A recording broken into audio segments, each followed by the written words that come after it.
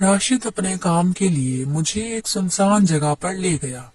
मैं पहली बार काम करने जा रही थी। मुझे इस खास काम का कोई तरीका भी नहीं था।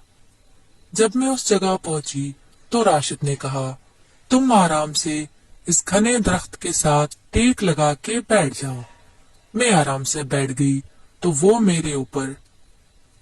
नाजरीन, कहानी में आगे क्या हुआ सुनने के लिए इस वीडियो को आखिर तक लाजमी देखें। हमारे इस YouTube चैनल पर पहली बार आए हैं तो चैनल को लाजमी सब्सक्राइब कर दें। मेरा नाम खालदा है। मेरी उम्र 16 साल है। मैं एक गरीब देहाती लड़की हूँ। मैं बहुत ही हसीन और खूबसूरत थी। मेरी अम्मी मुझे चांद का टुकड़ा कहती थी। मैं अम्मी की लाडली थी। मेरी वालदा मुझसे बहुत ज्यादा प्यार करती थी। जवान होते ही लड़कियों के दिल किसी न किसी लड़के के साथ दोस्ती करने के लिए मचलने लगते हैं। इस तरह मैं भी किसी अच्छे वफादार दोस्त की तलाश में थी। ऐसा दोस्त जो दिल से मोहब्बत करने वाला हो, मेरी हर ख्वाहिश को पूरा करने वाला हो, जिसके साथ मैं अपने दिल की सारी बातें कह सकूं। हम देहात में रहते थे। देहात में शहर की तरह लड़कियों को खुली आजादी नहीं होती, पर मेरे वालिदैन ने मुझे मुकम्मल आजादी दे रखी थी। हमारी अपनी कुछ जमीनें थी। अब्बू सुबह सवेरे ही काम पर चले जाते तो अब्बू के लिए सुबह का नाश्ता और दोपहर का खाना मैं ही लेकर जाती थी। जब भी अब्बू को नाश्ता या खाना देने जाती तो रास्ते में एक नौजवान लड़का खड़ा होता। वो मेरे चेहरे और मेरे कमर की तरफ देखता रहता है। मैं भी उसे अच्छी तरह से देखती। एक दिन मैं दोपहर के वक्त अब्बू का खाना लेकर जा रही थी तो वो मेरे सामने आकर खड़ा हो गया। अब मुझसे पूछने लगा, तुम्हारा नाम क्या है? मैंने कहा, मेरा नाम खालदा है। फिर वो कहने लगा, खालदा, मैं तुम्हारे हुस्न में पागल हो गया हूँ। तुम्हारी रंगत, तुम्हारी खूबसूरती और तुम्हारी अदाओं ने मेरी नींदें उड़ा दी हैं। जिस दिन से मैंने तुम्हें देखा है उस दिन से मेरा चैन और सुकून सब खत्म हो गया है। काफी दिनों से तुम्हें इस रास्ते से आते जाते देख रहा, पर तुमसे बात करने की हिम्मत नहीं होती थी। आज हिम्मत करके मैं इन सब बातों का तुमसे इजहार करता हूँ। खालदा, मैं अपनी जान से भी ज्यादा तुमसे प्यार करता हूँ। उसकी बातें सुनकर मेरे दिल को भी सुकून आ रहा था। उसकी ऐसी बेधड़क मोहब्बत को देखकर उसके गले लगने को जी कर रहा था। फिर मैंने भी उसके अपने दिल की बात कह दी। मैंने कहा, मैं तो कब से आप जैसे दोस्त की तलाश में थी।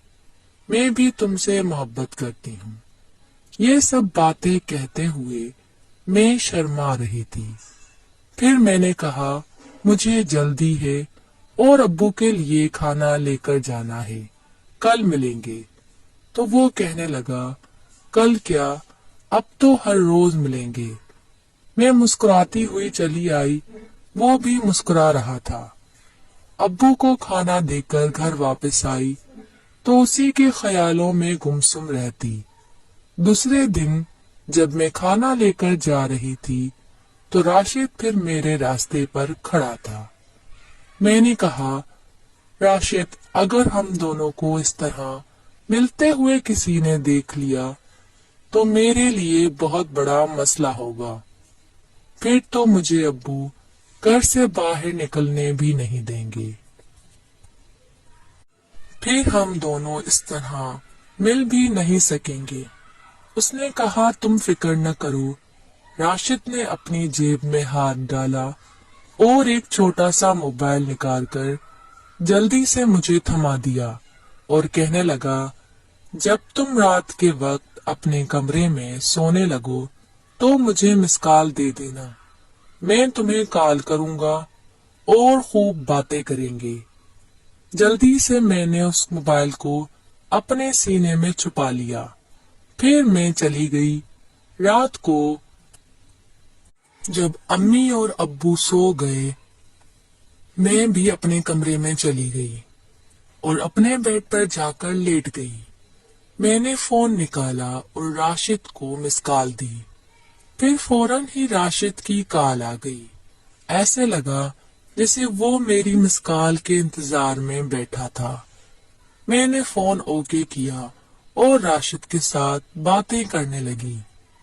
बातों बातों में राशिद मुझसे कहने लगा, खालदा, क्या तुम मेरा पर्सनल काम करोगी? मैं अनजान बनकर पूछने लगी, तुम्हारा कौन सा पर्सनल काम है जो मैंने करना है? राशिद लगता तो एक सादा सा लड़का था, मगर बड़ा ही चालाक और होशियार था। वो कहने लगा, खालदा, जब दुल्हा दुल्हन को लेकर अपने घर आता है, पहली रात खलवत में जो उसके साथ करता है, क्या तुम भी मेरे साथ वो करोगी? मैं उसकी बात से शर्मा गई और कहने लगी, जब हम दोनों तन्हाई में मिलेंगे तब देख लेंगे। तो वो कहने लगा, फिर कल ऐसा करते हैं, किसी तन्हाई वाली जगह पर मिलते हैं। उसने एक जगह का बोला कि कल तुमने वहां आके मिलना है। मैं भी तैयार हो गई। जब सुबह हुई तो अब्बू को नाश्ता देने चली गई। नाश्ता देने के बाद जब मैं वापस आई तो राशिद के पास उसी जगह चली गई। जब मैं वहां पहुंची तो वो एक सुनसान सी जगह थी, जहां पर करीब करीब कोई नजर नहीं आता। तो राशिद कहने लगा, जल्दी से हम अपना गेम शुरू करते हैं, ऐसा ना हो कि कोई हमारी मैच के दरमियान आ जाए। तो उसने अपनी मुकम्मल हसरत पूरी की। फिर मैं भी जल्दी से घर पहुंची। जब भी हमारा एक दूसरे से मुलाकात को दिल करता है तो हम दोनों